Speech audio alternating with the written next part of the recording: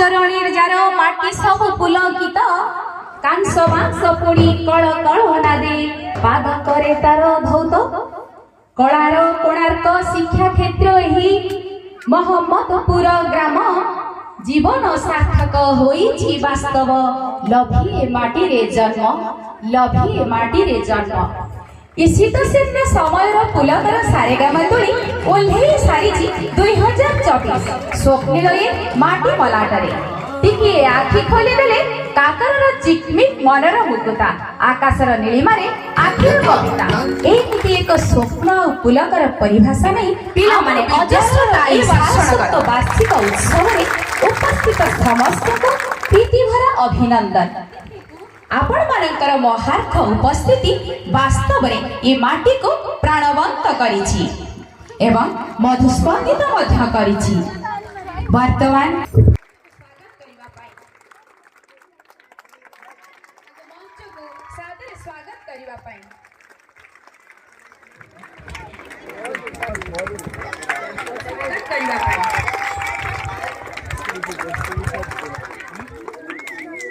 जीवन हाटरे हिसाब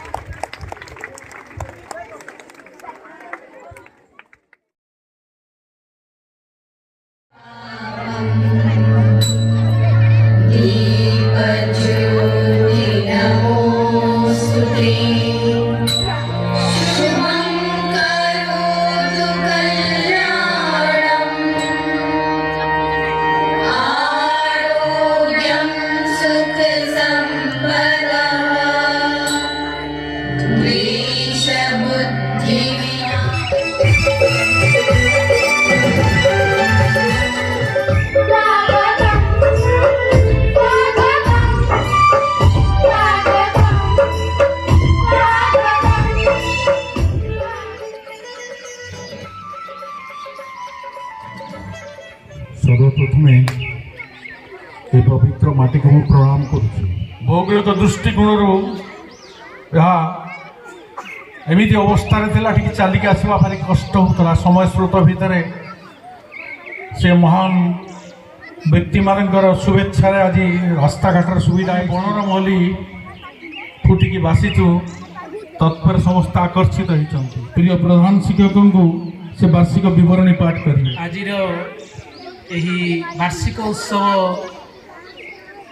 मंथित रोमांचित सकल तनु मन भरी देछि नव उन्मादना शोभा विमंडिता निहार हिड़ मुकुट परिहिता धरणी मातार सुयोग्य संतान भाव शीतराणी जते बेले प्रवेश करिछि ठीक सेतिक बेले रवि किरण रे आमोदित उल्लसित उद्भासित होई उठिछि गौरव विमंडित मोहम्मदपुर सरकारी उच्च विद्यालय सभापतित्व करचंती से जने पर्सन विथ यूनिकनेस सबु बेले आध्यात्मिक बात सहित विज्ञान को जोड़ी आध्यात्मिक बात सहित जीवन शैली को जोड़ी सी सार विराज पाड़ी महोदय मुझे अत्यंत खुशी परिवेश एवं सृष्टि कि ना ओ मैंने क्लास 10 पिला हाथ टेकिल क्लास 10 पिला किए वाह ये क्लास 10 पिला तुम क्लास 7 8 8 पढ़ुल कि नहीं हाँ कि ना से स्कूल परिवेश कौन थिला एबे परिवेश बदल कि नहीं हाँ कि ना वर्तमान आमर विवरण ले सबु थर जेबे आसीबे आपण सुनिबे दुख और परिताप से शब्दटी गोटे थिबो जे आमर एटा नहीं सेटा नहीं ये स्कूल नहीं एटा नहीं घर नहीं आमर प्रकृत घर हेले आपण माने आमर प्रकृत घर हेले शिक्षक शिक्षयित्री माने से हेला प्रकृत इंफ्रास्ट्रक्चर एठू पिला पास करी कि जाई कि अमेरिका रे लंदन रे से माने प्रतिष्ठित होई चलती ये स्कूल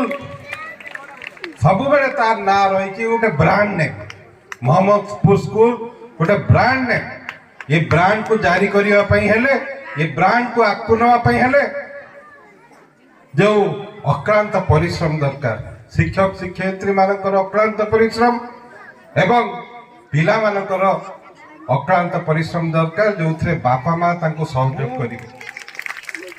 विश्वास करे हार्डवर्क रे